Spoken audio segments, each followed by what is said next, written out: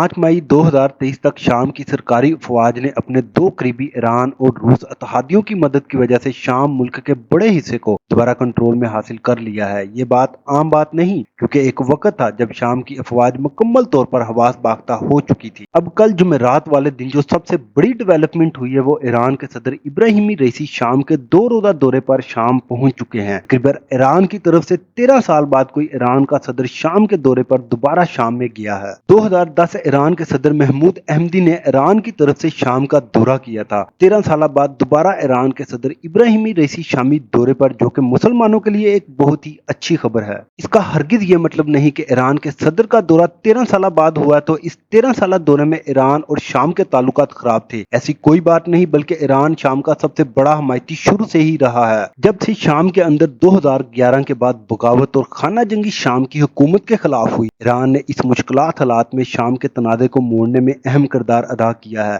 अब आपको बताते हैं, ईरानी सदर की शाम में फलस्तीनी हुकाम से भी मुलाकात हुई। ईरान के सदर ने जुमेरात को दमिश्क में आला फलस्तीनी हुकाम से मुलाकात की और इनकी हमायत का भी इजहार किया, जबकि तेहरान और शाम के दरमियान मुतअद्दिद माहिदों पर दस्तक किए। दमिश्क में मुकीम फलस्तीनी ओहदेदार खालिद अब्दुल माजिद ने खबर रसा अदारे एसोसिएट प्रेस को बताया कि वफद ने ईरान के सदर इब्राहिमी रईसी को मगरबी किनारे यरूशलेम और गजा की पट्टी की सूरत हाल से आगाह किया। ईरान शुरू से ही कुछ फलस्तीनी धड़ों का हमायती रहा है और उनको हर तरह से मदद भी फराहम करता रहा है, जबकि मुज़ाकरात में शरीक अब्दुल माजिद ने इजलास के बाद कहा कि फलस्तीनी रहनुमा हमायत पर ईरान का तहे दिल से शुक्रिया अदा करते हैं। इसके अलावा इब्राहिमी रईसी ने फलस्तीनी हुकाम बाशमूल मुख्तलिफ जहादिस्ट ग्रुप हमास और इस्लामी जहाद के रहनुमाओं की तस्दीक की और ईरान फलस्तीन की हिमायत जारी रखेगा, ये भी कहा।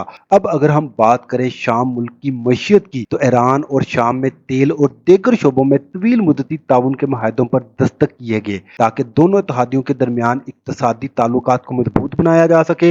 इब्राहिमी रईसी ने शाम के सदर बशरुल असाद से मुलाकात की और शाम के दारुल हुकूमत दमिश्क में मौजूद मुसलमानों की मुकद्दस ज़ियारतों का दौरा भी किया। यहाँ पर आपको अहम बात से आगाह करे, ईरान ने मशरकी वस्त से मुतअद्दिद फौजी मशीर और ईरान के हमायत याफ्ता हजारों जंगजू बशरुल असाद की तरफ से लड़ने के लिए शाम में भेजे, क्योंकि तेहरान शाम के लिए लाइफलाइन बनता जा रहा है और अरबों डॉलर के ईंधन और क्रेडिट लाइन भी भेजता रहा है। जैसा कि मैंने आपको पहले भी बताया कि अब शाम के ज़वाल का वक्त खत्म होता हुआ नजर आ रहा है, क्योंकि बहुत सी अरब हुकूमतें जो पहले शाम के ज़वाल की वकालत करती हुई नजर आती थी, मगर अब वो दोबारा से दमिश्क में अपने ताल्लुकात को बहाल करने में आहिस्ता आहिस्ता कोशिशां हैं, जिसे बशरुल असाद मुकम्मल तौर पर शाम को मुफीदियाब करने जा रहे हैं और इस तरह इनकी बीमार मईशत को इस ज़वाल के वक्त में बहुत बड़ा सहारा मिल सकता है। इसके बाद शाम की सरकारी मीडिया का कहना है कि रईसी और असद ने तेल, ज़राअत, रेलवे और आज़ाद तजारती इलाकों समेत मुतअद्दिद शोबों से मुतल्लिक मुआहदों और मुफाहमतों की यादाश्त पर दस्तक किए। ईरान की सरकारी रेलवे कंपनी तवील अरसे से हमसाया ममालिक इराक और शाम के जरिए